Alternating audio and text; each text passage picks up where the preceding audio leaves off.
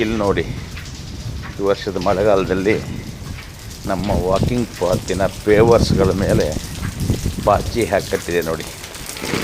ಇಲ್ಲಿ ಮಾತ್ರ ಅಲ್ಲ, ನಮ್ಮ ಲಾಡ್ಜಿನ ರೆಸ್ಟೋರೆಂಟ್ನ ಪಾರ್ಕಿಂಗ್ ಏರಿಯಾದಲ್ಲೆಲ್ಲ ಪಾಚಿ ಕಟ್ಟಿದೆ. ಇದಕ್ಕೆ ಏನು ಮಾಡಿದರೂ ಪಾಚಿ ಹೋಗಲ್ಲ. ಇವತ್ತು ತೆಗೆದರೆ ಮತ್ತು ನಾಳೆ ಬರುತ್ತೆ. ಇದನ್ನು ಹೇಗೆ ಪರಿಹಾರ ಮಾಡಬೇಕು ಅಂತ ಯೋಚಿಸಿ ನಮ್ಮದೇ ಆದಂಥ ಒಂದು ಹಳೆಯ ಐಡಿಯಾನ ಉಪಯೋಗಿಸಿದ್ದೀವಿ.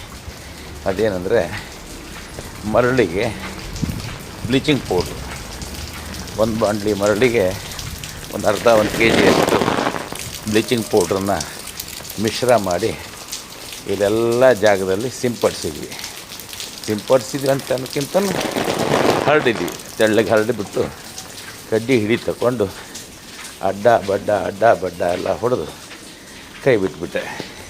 1-2 ದಿನದ ಮಳೆ ನಂತರ ನೋಡಿ ಯಾವ ರೀತಿ ಪಾಚಿ ನಿರ್ಮೂಲನೆ ಆಗಿ ಜಗ ಅಂತಿದೆ ನೋಡಿ.